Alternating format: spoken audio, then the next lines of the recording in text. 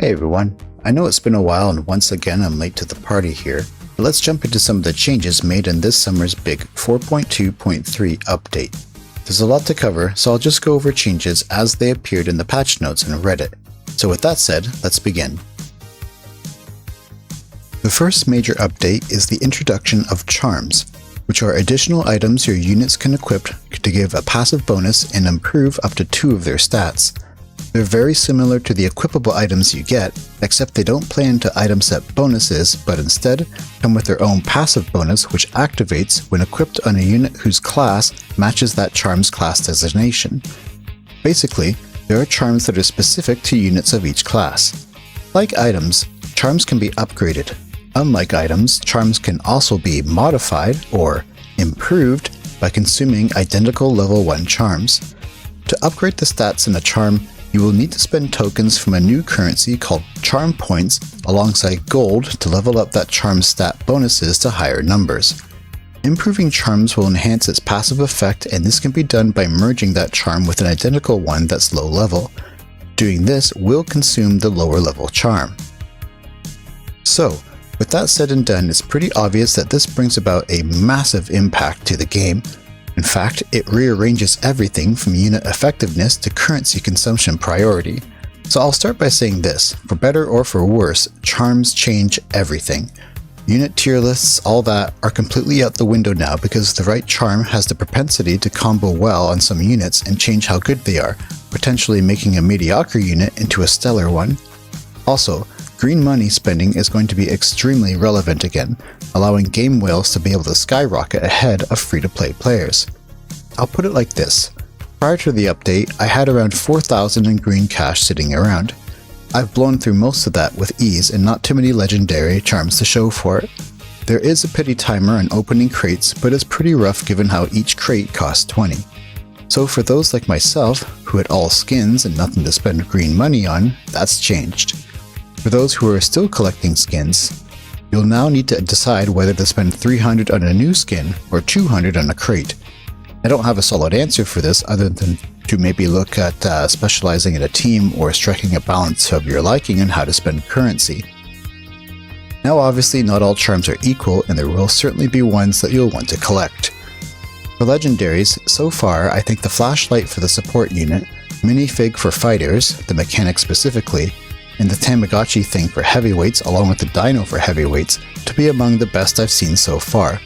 Though mind you, I haven't seen everything yet, I don't think. The flashlight alone changes so much since that's the agent's special ability in a bottle right there. It opens up some incredibly OP team combos since you're now able to make new and more powerful team power combinations on your roster.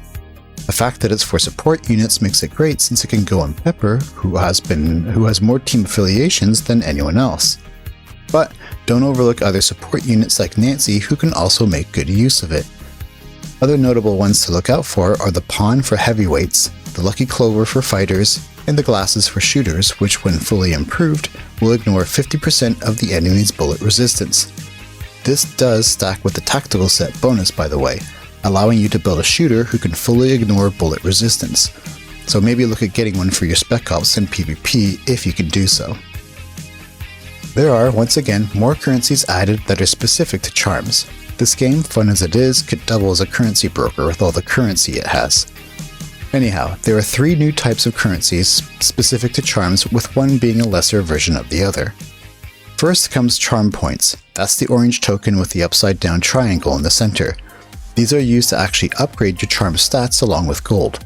You can get these from crates, replaying your missions again, only once though, through the charm shop, movie theater bonus, and most easily in quantifiable numbers through supply runs later on in locations, with location 8 being the one that currently yields the highest amount.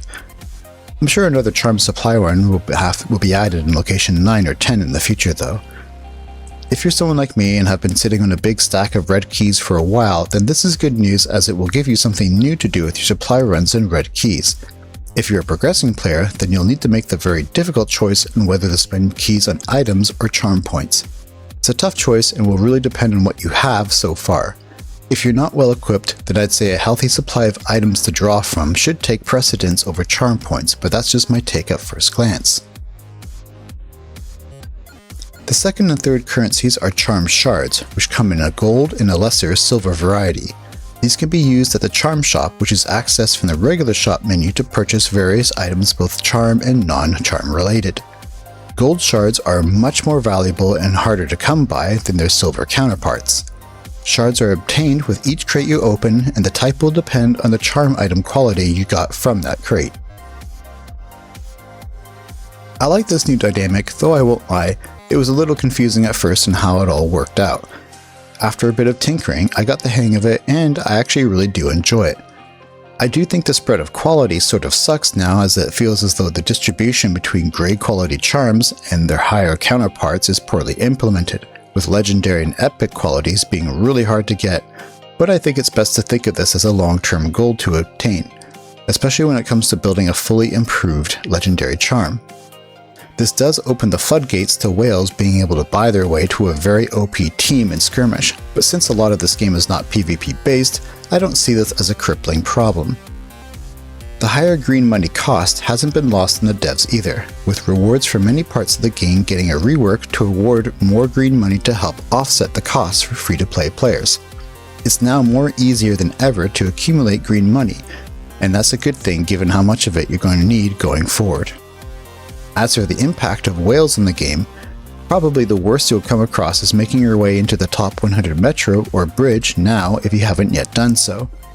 Overall, I do really like this change, and I feel it breathes new life for old-time players like myself because of its combo potential. It does completely sideline some of my previous content like the unit tier list though. For new players who might feel daunted by the sheer influx of currencies or overwhelmed by how much they need to invest in their characters, I understand, and I'll probably make a video in the future tackling that and where to prioritize on building a solid team in the early to mid stages of the game. For now, I'll say this: focus more on the charm's passive bonus to its class over its stats. For stats, if you can get the charm's level to either 12, 15, 18, or 21, then that lets it reach a point where it's good enough for now.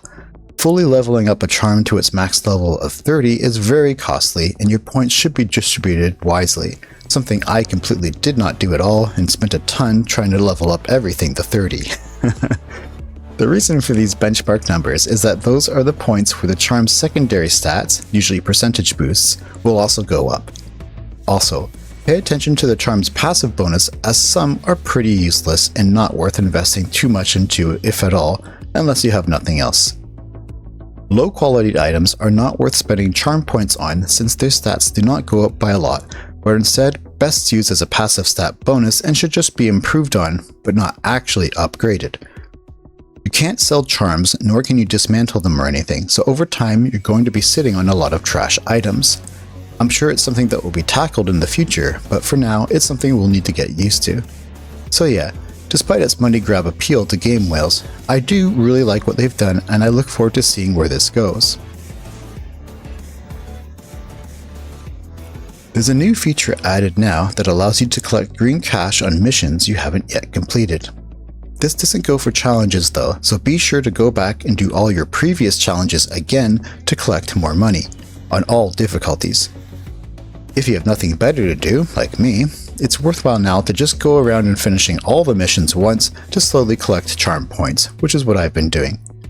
I'm not a fan of the Endless Bridge because I see it as a very monotonous grind, but I'll probably do more of that too now that the rewards have gone up. The other big update made to the game is the introduction of a new team, the Southerners.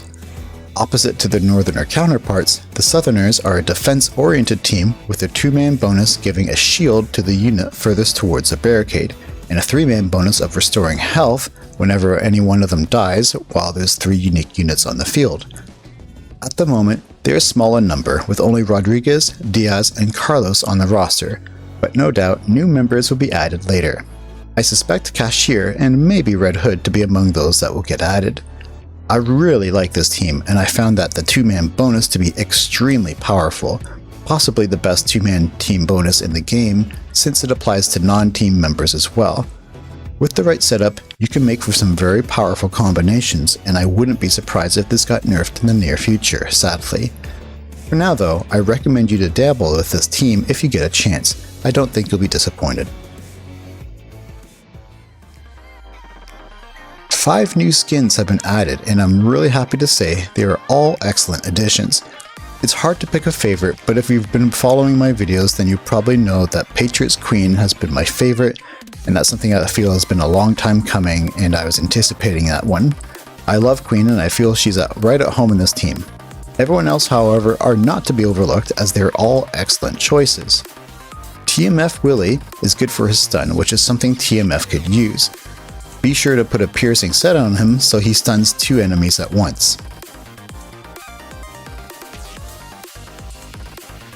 Southerners Rodriguez is great and makes him an even better frontline fighter with that shield perk from the team bonus. This is easily his best skin now, and he combos very well with Carlos and Diaz, making that team really good.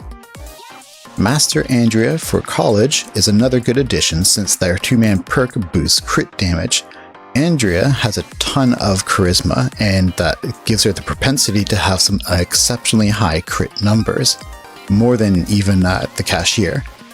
She is still fairly weak, but with the right setup she can be a hard-hitting powerhouse, especially if she has the headphones charm equipped. She's definitely no longer a unit to be overlooked now. Patriot's Queen, again, an excellent fit when she has her special ability unlocked, which will leave napalm fire around the radius where her grenade landed. The fire damage from this is great, especially in PvP. Builder Welder is also an excellent addition since he can now hit the barricade a bit harder with their 5-man perk in effect. He's also surprisingly good if you can cheese one out early through the builder's 2 or 3-man perk. Just toying around with this setup, I managed to sneak in a few wins this way. All in all, really powerful additions to these respective teams. The only lingering problem is diluting the college and builder roster more, which weakens their perks of sending free random units out of the bus. I really hope this gets fixed so the unit sent is not level 0 or is relegated to a unit you have on your roster. That said though, more skins is always welcome. There is a new cutscene that's on location 8 that can be accessed from the location selection menu. It introduces Maria and a new character, Sarah, who will be made available at a later date. I suspect MobiRay is still deliberating on what 5-man bonus the prisoners will have and are tweaking Sarah as a unit, which makes me wonder if she'll be melee or ranged. I'm probably going to guess ranged. There's not too many female melee units in the game, if any.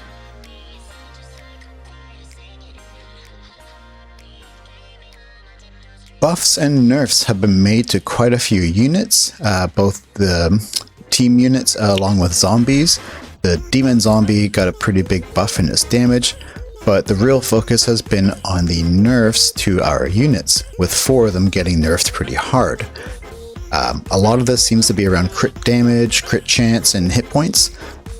The biggest nerfs overall are to Rogue, who saw his damage severely reduced, Cashier, who got everything annihilated, as well as Builder and Guard having their crit chance nerfed, which, let's face it, was their greatest strength, maybe their only strength, since they need that knockback to keep them alive.